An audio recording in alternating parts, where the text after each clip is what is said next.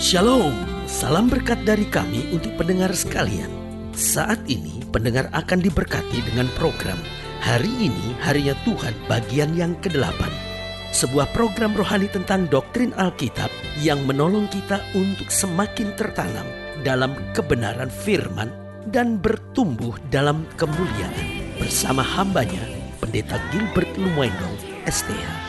Banyak orang merasa doktrin Alkitab sebagai sesuatu yang membingungkan. Tetapi tahukah saudara bahwa doktrin Alkitab intinya adalah memahami Alkitab dengan benar, dengan pemahaman yang sistematis, sehingga kita terus dapat tertanam di dalam kebenaran firman, sehingga kita terus bertumbuh di dalam kemuliaan Allah. Buka hati saudara sekalian untuk menerima berkat-berkat firman-Nya hari ini.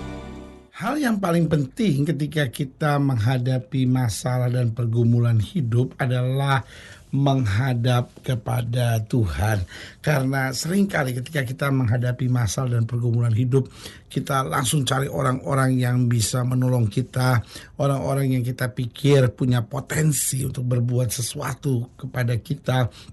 Tetapi tahukah saudara bahwa tempat yang paling aman, jaminan yang paling pasti, jawaban yang tidak pernah mengecewakan adalah Tuhan kita Yesus Kristus. Karena itu saudaraku yang kasih dalam Tuhan, ketika kita menghadapi masalah, ketika kita menghadapi pergumulan hidup, langkah pertama yang paling penting yang harus kita buat adalah menghadap kepada Tuhan. Karena dengan menghadap Tuhan yang pertama, kita mengerti di mana letak kesalahan dan kekurangan kita. Mulai dari situ dulu. Ketika kita menghadapi masalah, jangan salahin orang dulu, jangan emosi dulu, jangan kecewa dulu, jangan jengkel dulu, jangan berontak dulu, tapi mulai lihat di mana ya kesalahan, kekurangan saya. Mungkin ada hal-hal yang Tuhan mau saya belajar. Mungkin ada hal-hal di mana saya sedang diproses Tuhan menghadapi segala masalah, menghadapi segala pergumulan ini. Karena itu kita perlu menghadap Tuhan. Tuhan itu akan memberikan hikmat akal budi buat kita sehingga kita ngerti, aduh di mana ya letak kesalahan saya. Oh ini, selama ini mungkin saya terlalu jauh dari Tuhan. Oh selama ini saya sudah melayani Tuhan tapi saya masih kompromi dengan dosa. Kita mulai diajar, diingatkan Tuhan tentang hal-hal yang Tuhan mau perbaiki dalam hidup kita. Yang kedua saya pelajari, dengan menghadap Tuhan, jiwa kita mendapat ketenangan. Setelah Tuhan mulai kasih tahu ini loh kesalahan kekurangan kamu, maka kita bertobat, kita berbalik, kita minta ampun sama Tuhan.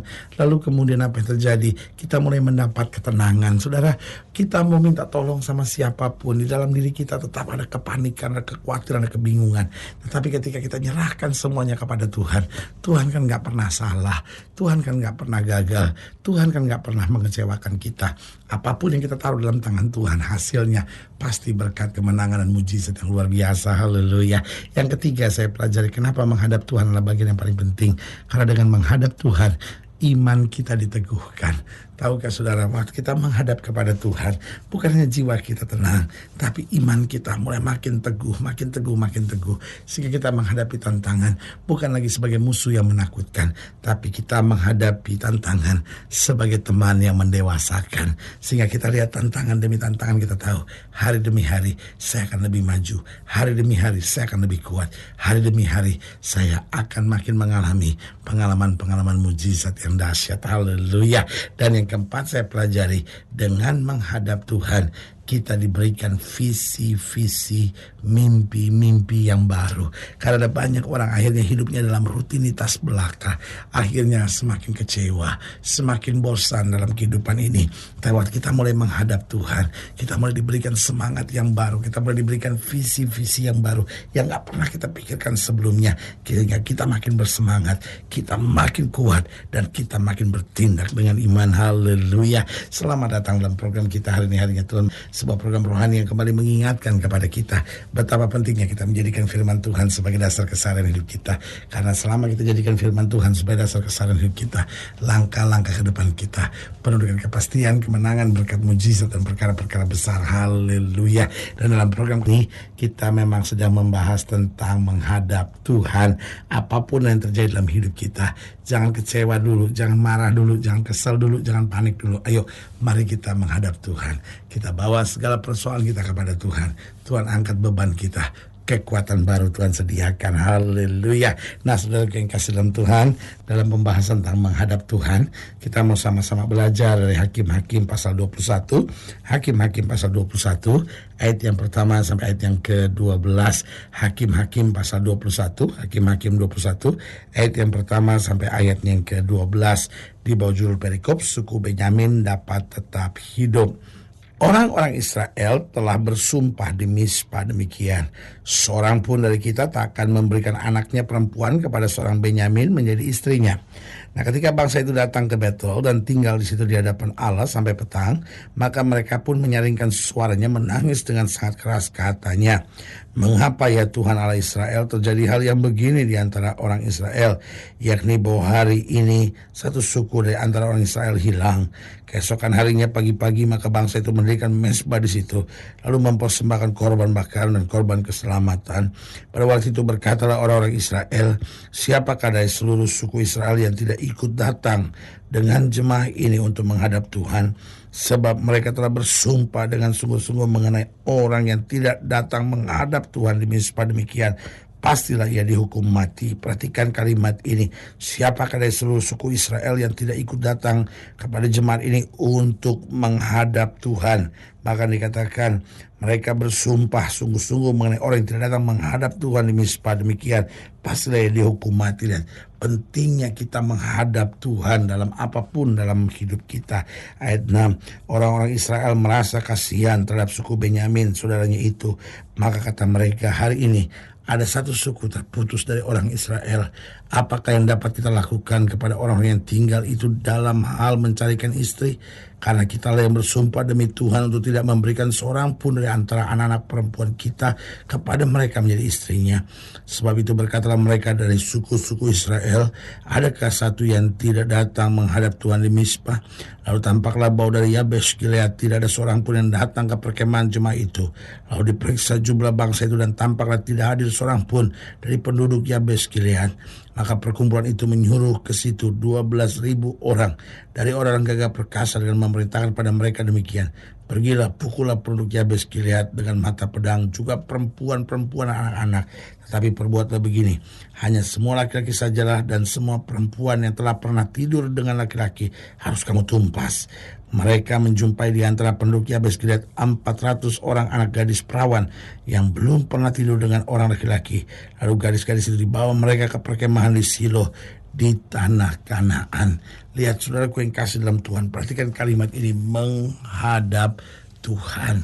Ini penting sekali, karena dengan menghadap Tuhan banyak hal yang baik yang boleh terjadi dalam kehidupan kita. Nah, pertanyaannya, bagaimana kita menghadap Tuhan? Karena Alkitab bilang yang tidak menghadap Tuhan dihukum mati. Nah, artinya orang yang tidak menghadap Tuhan hidupnya hancur. Orang yang tidak menghadap Tuhan hidupnya binasa. Orang yang tidak menghadap Tuhan yang dia lihat hanya air mata dan kegagalan dalam hidupnya. Nah, bagaimana kita menghadap Tuhan? Kita perlu menghadap Tuhan yang pertama dengan hati yang hancur. Alkitab berkata hati yang hancur tidak kau pandang hina ya Tuhan. Artinya apa? Tuhan melihat hati yang hancur. Saudara, ada banyak orang menghadap Tuhan, datang ke gereja berdoa hanya sebagai formalitas belaka. Makanya kita juga bingung, kenapa ya itu orang kau udah pergi ke gereja, hidupnya gak berubah-berubah ya, tetap aja pacaran sama suami orang.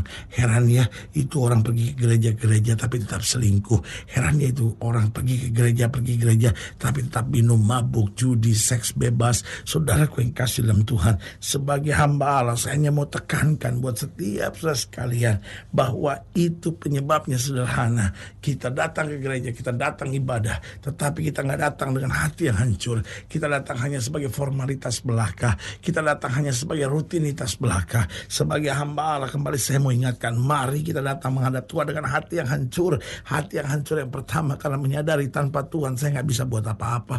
Yang kedua, hati yang hancur karena menyadari saya tidak layak. Dan yang ketiga, hati yang hancur karena menyadari betapa Tuhan baik. Di tengah-tengah saya mengecewakan Tuhan, Tuhan tidak pernah mengecewakan saya. Haleluya.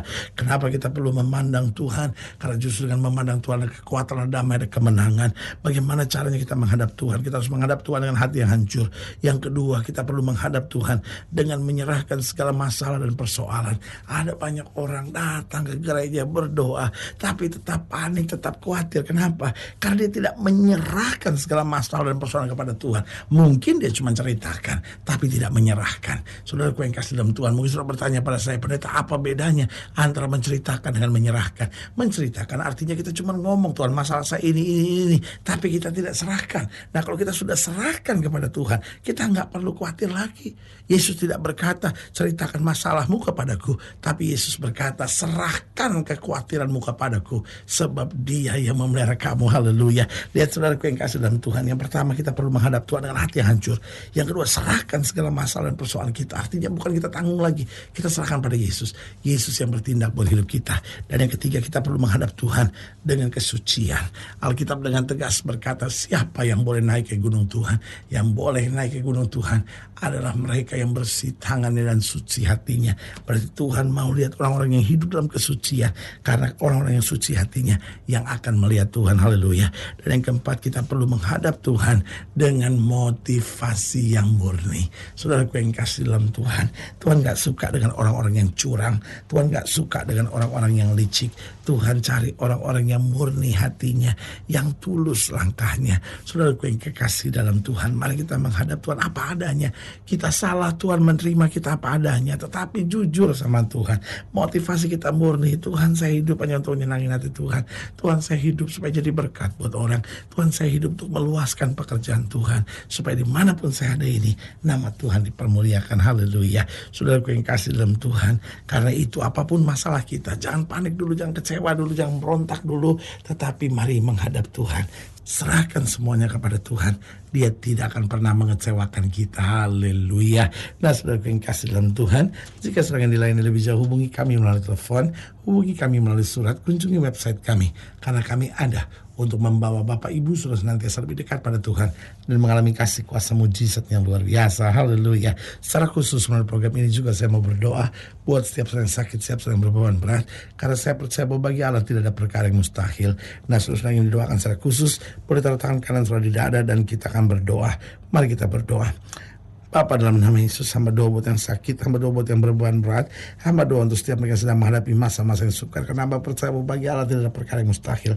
Bapa, hamba berdoa di dalam nama Yesus, Tuhan jamah yang sakit Tuhan sembuhkan, yang lemah Tuhan kuatkan, yang susah Tuhan hiburkan, yang jatuh Tuhan angkat, sehingga hari-hari penuh kemenangan boleh berlaku dalam hidup kami.